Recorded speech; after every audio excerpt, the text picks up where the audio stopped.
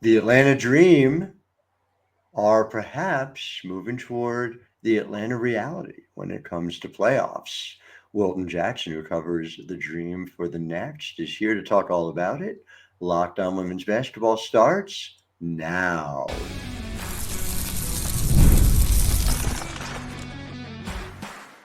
You are Locked On Women's Basketball, your daily podcast on women's basketball. Part of the Locked On Podcast Network, your team every day.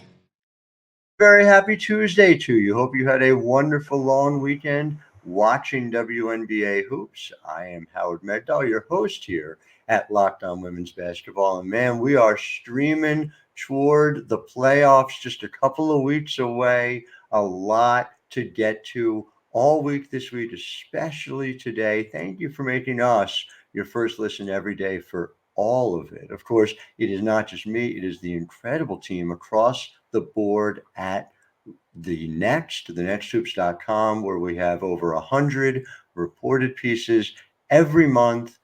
We have reporters covering each WNBA team as a separate beat.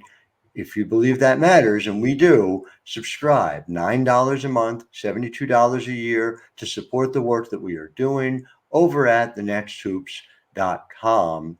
Wilton Jackson has been covering the Dream for us. I had the privilege of working with you at Sports Illustrated prior to this. It is a delight to be able to talk to you about a team that a lot of people counted out, I think, missing out on some key parts, whether it's Tina Charles, who we'll talk about in segment one, having a renaissance, reminds me a lot of the Tina Charles I covered in her quote unquote peak years, but there's very little difference between what she's doing now and what her peak is. And of course, Jordin Canada, who has consistently surprised people. At this point, I don't know that it ought to be a surprise, but get into that and to the future about what the Dream can do this year. Wilton, it starts with Tina, who was not in the league last year. Tina brought in on a one-year deal to play for her former teammate. She's been good all season. She's been great since the break. What do you see? What's the different Tina Charles we've seen since play resumed in August? I think you're seeing a Tina Charles that's rejuvenated. I think you're seeing a Tina Charles that had some rest during the break, and knowing that, for number one, I think you have to remember that she's always competitive. She does not like losing. And so being that, this whole mindset with Atlanta, they're looking at this second half of the season as a new season. And obviously, right, the first three games after coming back from the break, they had wins. And most people that haven't been watching the Dream, it shocked a little bit of people, but they were healthy. And that's one of the biggest things that has stood out with the team. But more so than anything, we have a veteran player like Tina Charles, who's constantly contributing night in and night out. That's the biggest blessing that you could have. And so when the Dream have needed buckets, I mean, Howard, you could go back to that Seattle game. That was a crazy game. I mean, absolutely crazy game. And then even just the game most recently that I was in Atlanta to watch against the Fever at State Farm Arena. Like, she's really been in the place to knock down the buckets when Atlanta has needed, especially in terms of, when they struggled, offensively in different ways. So I'm excited to see what she's going to do, what she's going to continue to do. And they go as Tina goes. And obviously we'll get to this next point, but the way that Jordin Canada makes this offense flow and finding her teammates, obviously, i.e. Tina Charles, I'm excited to see what can happen over these next 8 games for them. I have long spoken about the fact that it feels like there is a gap between the level of play for Tina and the level of attention that it receives. I watched her as essentially the lone star on a bunch of New York Liberty teams in the mid 2010s, and had the chance to cover those teams, saw up close that Tina in a lot of ways could lift that team to levels that I don't think necessarily the roster 1 through 12 supported. And, you look up at the end of the year and those Liberty teams were 20 plus wins at a time where 20 plus wins didn't mean 500. That wasn't a 40-game season. That was a 34-game season, and had them at the top of the Eastern Conference and making it into the playoffs. And I say all that as sort of a precursor to now look at what she is doing in Atlanta, and what you're seeing is peak level Tina Charles. So you go something like total rebounding percentage, and she's at 17.8%. Well, her career number is 16.7, one of the best rebounders in the history of the league. She hasn't been at 17.8 since the 2012 Connecticut Sun. She hasn't been at the 17. She was, consistently 16 and, then a little bit lower over the last couple of years. So rebounding as well at age 35 as she ever has. She has always been very good at taking care of the basketball, but her turnover percentage at 9.7% is lower than it's been throughout her career. Again and again, this player who's going to be, again, 36 in December, playing as well as she ever has. You can chalk it up to competitiveness to a certain point. It does seem, though, also to your point, that there's been another level reached since she had time off. She's almost at 54% shooting from the field since the season resumed, 19.1 points, 12.4 rebounds, and again, 3.1 assists per game. She's doing it as a key contributor as part of the offense. She's not just an end point for the offense. When you talk to her just game by game, is there a certain joy you think that she's having in knowing that she's been able to get back to the Tina Charles level? Oh, absolutely. She's playing with a lot of joy. You can tell not only on the court, but even when she steps off the court and comes to the post-game press conferences, whether it's a win or a loss. You're talking about a Tina that when you ask her, every statistical asset that you just listed, if you asked her about it, she's going to say, hey, I'm just in the right place at the right time, playing basketball, doing the thing that she loves. She doesn't even think about the numbers like that. But to the numbers that you just listed, it's incredible. How many athletes do we know at her age that are still doing what she's doing specifically in women's basketball? It's not very many. It's hard to do that. It's hard to get that many rebounds consistently. Yeah, you may have a couple games, 2 or 3, to where you can get 15, 16, or just double-digit rebounds, period. But when you're talking about Tina Charles, that supersedes everything. She's going to get rebounds. She's going to get points. And I think more than anything, a lot of the pressure is taken off her in this point of her career versus when she was in the early portion of her career. When she, to the point that you mentioned, that when she was with some of those Liberty teams, she, felt like she had to be that person, or even some of the other teams she played for, she felt like she had to be that player for that team. A lot of pressure fell on her. Well, in Atlanta, she wouldn't necessarily be the star person, meaning that she'll tell you she's there to be the veteran presence in terms of being able to help a young team of stars like your Rhyne Howards and your Jordin Canadas. Obviously, when Ariel Powers comes back, your Cheyenne Parker-Tyus, your Nas Hillmans. Like, she's there to help this young court. But don't get it twisted. She's still the player who can contribute, as we're seeing. And I think a lot of people forgot that when she was out of the league last year, that they didn't know what Tina Charles was doing. But Tina Charles is definitely, as she'll tell you, she's a bucket. It's another word I can't say in front of that, but at the same time that she said, during the game, but like, she's a bucket and she's showing that. And I think as long as she continues to do that at these astronomical rates, whether it's rebounding, it's assists, it's points, for now, the Dream still have a chance to potentially compete for a playoff spot. We're about to head to a break shortly, and so I don't know if we have time for this, but I'm going to try. Can I ask you to just list all the players in WNBA history who have scored more points than Tina Charles, and see if we can get it in before the break? Oh my gosh. We're going to talk about Diana Taurasi. She's the only person to do her. The only one. End of list. I mean, second all time. You just think about the scorers, the people with the kind of longevity that so many have had in this league. For Tina to be second, I don't know. We don't like to make ourselves the story. We like to make the players the story. But I just wonder, because I think about this from time to time. Have you taken a step back to just think about, boy, you're going to get to tell your grandkids someday that you covered one of the all-time greats in Tina Charles?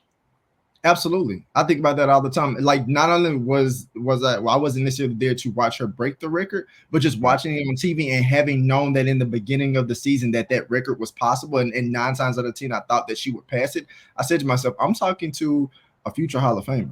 Like, not just some person that's just, right off the street, or just, just some random person in the WNBA. And nobody's random in the WNBA, because we know how hard it is to make it in the WNBA. That's true. But to see that I got a chance to speak with her and get to know her, because a lot of times I tell people all the time that ask me about what I do.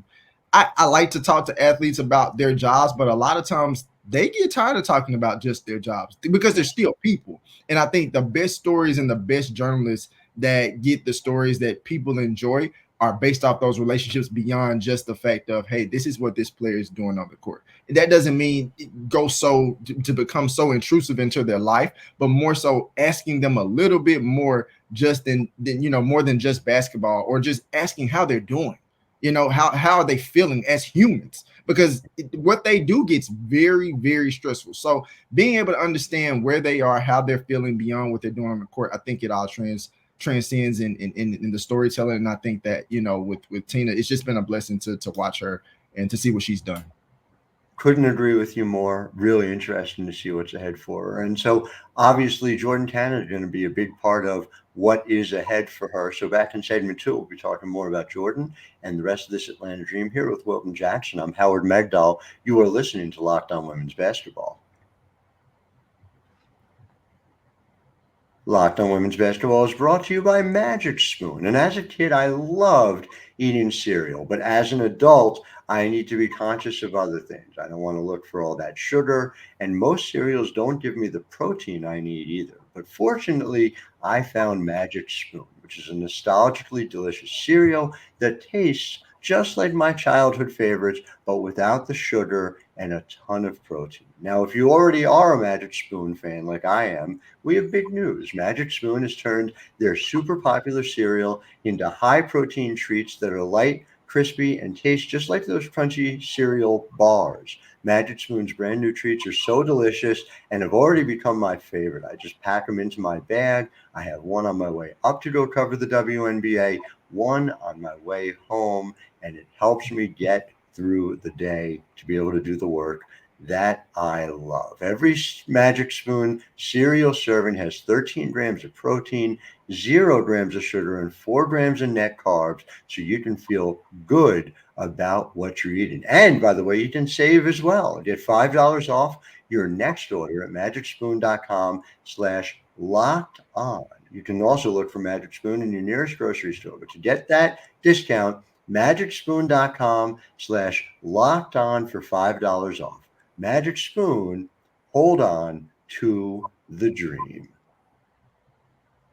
Locked On Women's Basketball is also brought to you by BetterHelp. And look, it is important as we get into this stressful part of the season to make sure that you're properly navigating your emotions as a WNBA fan by talking to someone, let's say someone outside of your comfort zone. You're an Indiana Fever fan. You're eager to see how the Fever do, making it back into the playoffs. Maybe you need that outside objective perspective, and that's where therapy can come in. BetterHelp helps you do it. BetterHelp gives you the opportunity to do it in a way that's convenient for you as well. It's entirely online. It's designed to be convenient, flexible, and suited to your schedule. Just fill out a brief questionnaire to get matched with a licensed therapist. And let's say that therapist doesn't properly understand how great Kelsey Mitchell is. Well, switch therapists at any time for no additional charge. Rediscover your curiosity with BetterHelp. Just visit betterhelp.com/lockedonnba today to get 10% off your first month. That's BetterHelp, HELP.com/lockedonnba. Man, I don't think anybody fails to realize how good Kelsey Mitchell is at this point. What a joy to see her get to have a supporting cast finally. Exactly. Not only a supporting cast, but just the way that it just feels like the game is constantly slowing down for her each year. And just to see that, the way she's being able to score, the way she's been able to just take advantage of the opportunities that Caitlin Clark has offered her in terms of getting her the ball. And more than anything, her jump shot, the elevation, oh my gosh, like you talk about a thing of beauty. I absolutely love the way Kelsey Mitchell shoots the ball. I've had the privilege of covering her since her Ohio State days. And man, people who always wondered, wow, what can Kelsey Mitchell be? I said, well, let's see a team around her. You finally see a team around her. And that's what it reminds me. It's like she's getting now what Jewel Lloyd got essentially right away when Brianna Stewart got there and had Sue Bird already there right next to her. So it's Fascinating. But anyway, the fever for another day. Let's go back. Let's talk about the dream. And speaking of playmakers, Jordin Canada has been Yes. a playmaker for this Atlanta Dream team. As way of introduction, I want people to understand, I like net rating. Net rating really gives you a sense of where a team can be. And on the season, the Atlanta Dream net rating minus 5.0. So they're ninth. It means, essentially if you're going based on what they're doing over a full season, not really a playoff team, right? Last 12 games, not a random sample. Jordan's played 12 games this season. They're minus 2.7. Oh, suddenly they're seventh. Suddenly this is a playoff team.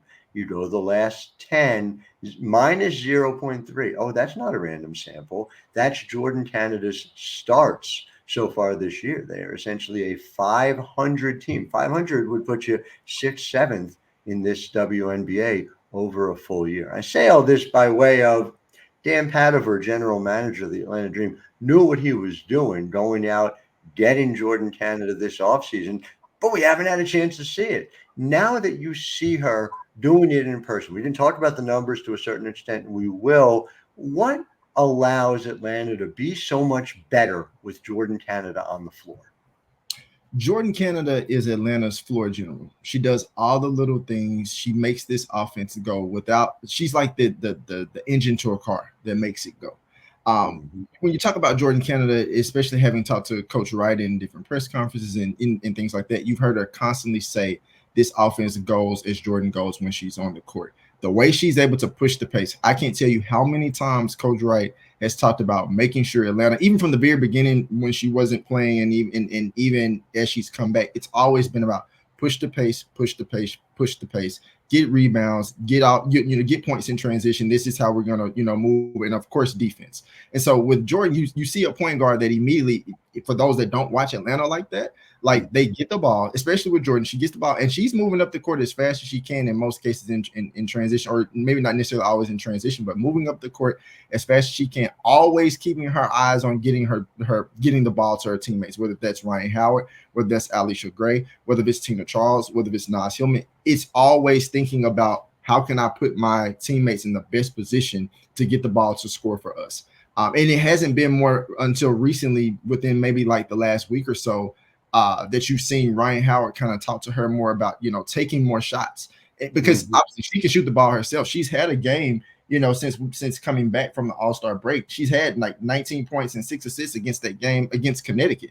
And so I think that the next step for her, specifically in Atlanta, where she has to be this floor general, I think still people want to see her score more. And I've had the chance to talk to her a little bit about that. And she wants to take more shots, but she's always thinking about teammates first. And I guess obviously that's more of a point guard thing and more of a facilitator's mindset. But I think that the more that she can find those opportunities to score, and there have been times in games where she's hit a big three, or she's hit a big jump shot, or her signature, how the way she finishes on some of those layups, I still may never know. But I mean, she just finds a way to get it done. But I think the next step for her is really just kind of figuring out how to factor in more ways of scoring and finding her shot.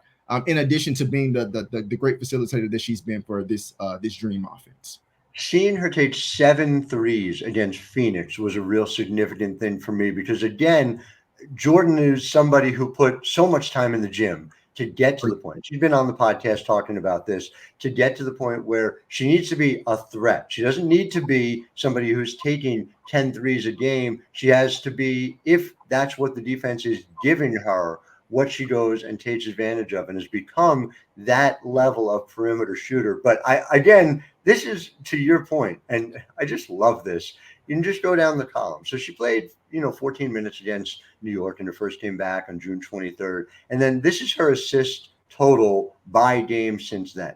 6, 9, 7, 8, 6, 6, 6, 6, 6, 5, 6. Just consistently getting her teammates involved, consistently putting Atlanta in a position to maximize what they're able to do offensively. And just, it matters so much, not only that she is healthy, but that she has her teammates on the floor being able to do it. Rhyne Howard, obviously such a vital part of this team. It's almost funny that we haven't talked about Rhyne Howard 20 minutes in when she's like the franchise player. But again, she also can't do it alone. And so the fact that she's got Tina as a counterpoint on the interior, the fact that she's got Jordin being able to distribute the ball as well, Allisha Gray, who is just so consistent and so efficient.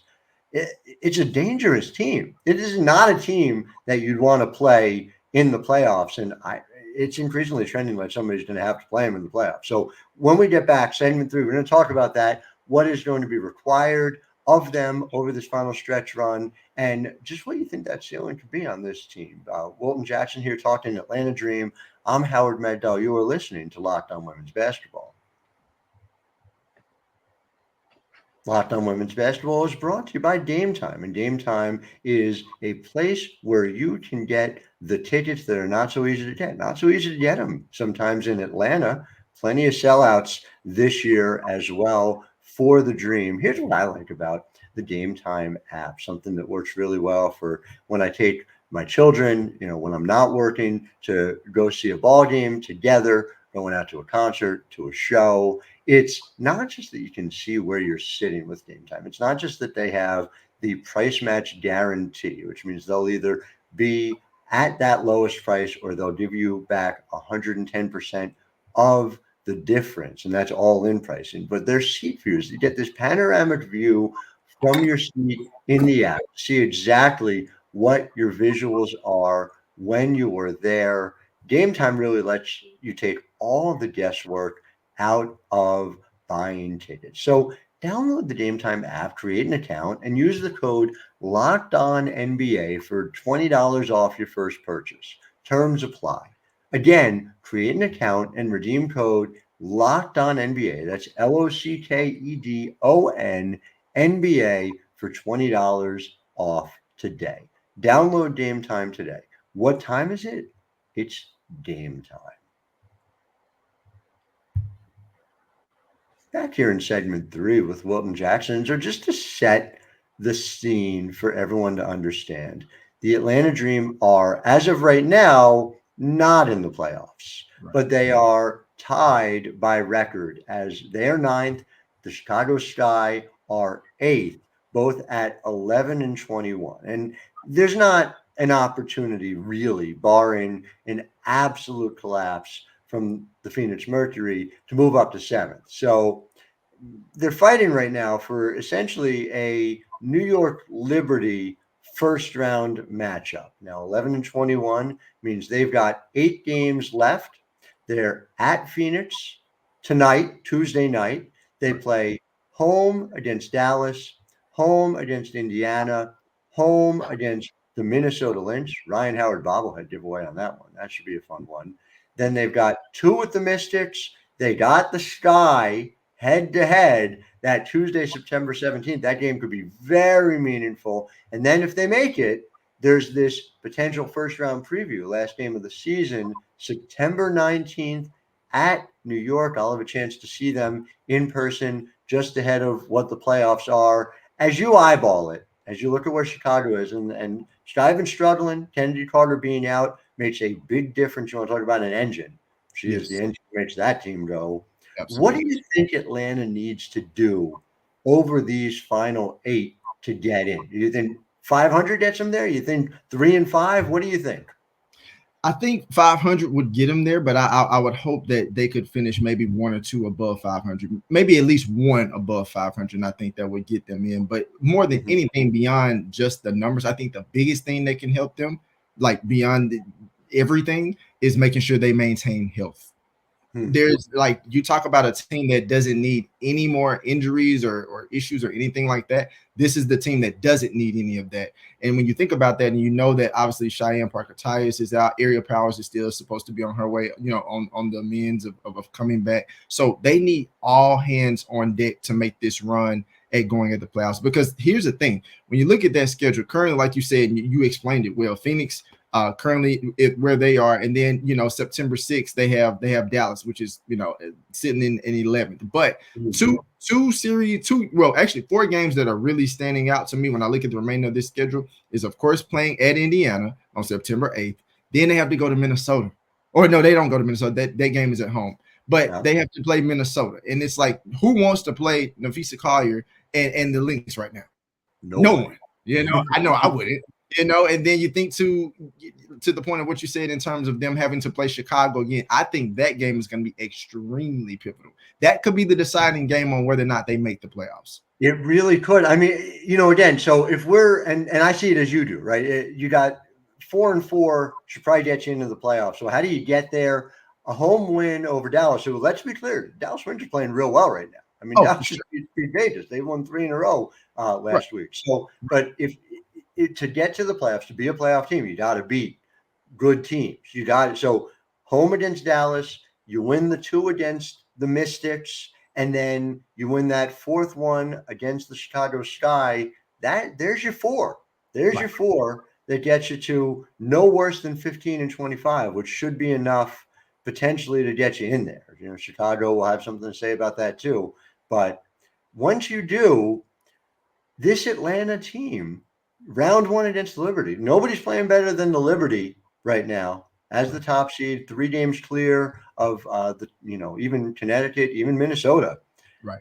Do you think that's a team that can challenge New York in a round 1 playoff series?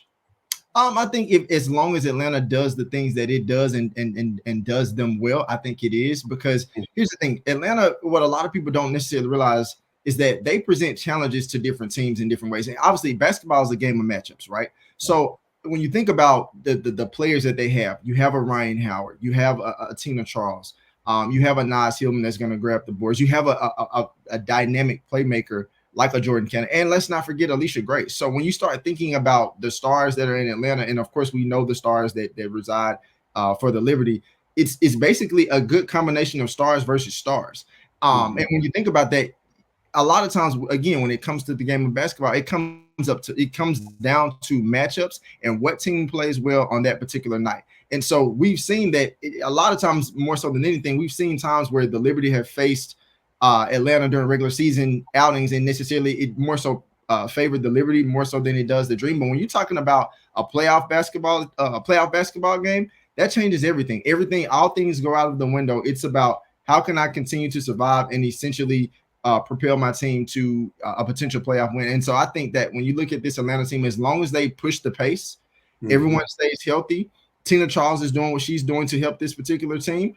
You're looking at Allisha Grace, somebody that we also didn't talk about as much, who's getting back to her normal role of being that scorer, that slasher that Atlanta needs to, in terms of generating points. And then, of course, Ryan Howard. But the biggest thing of all of that is making sure they stay healthy and playing good defense, pushing the pace offensively, and coming together as a team. And I think that if they can do that over these next several games and get in the playoffs, that builds on their continuity that they've already been building. And by the time, if the Liberty are still the number 1 seed, or they're the number 1 seed, it could be some interesting matchups in that series. Number 1 thing to remember, they haven't played each other since June. And first 2 games, no Jordin Canada. 3rd game, no Ryan Howard. So we just don't know. We don't know how those 2 match up. Bit of a mystery. That's why that September 19th game will be so interesting as like a playoff preview if it comes to pass. We cannot wait to see. Everyone, make sure you are following Wilton Jackson on Instagram at Wilton Reports _. Make sure you're reading all that he is doing over at the Nexr. Just tremendous work all season long. Can't wait to see what's ahead for us as well. Thank you, of course, to our listeners for making us your first listen every day. We will be back with you tomorrow. Niella Ivey will be joining us, head coach at Notre Dame, talking all about the Fighting Irish. Oh, twist my arm. I'm going to have to talk about Hannah Hidalgo. Oh, I guess that'll be fun. New Jersey's own Hannah Hidalgo. Woof. Oh, is she going to be the one? She's a special player. My God, she's a special player. She is the real deal. And let's not forget about Olivia Miles, too. A lot of talent on that team. So until then, I am Howard Megdal, wishing all of you a wonderful Tuesday.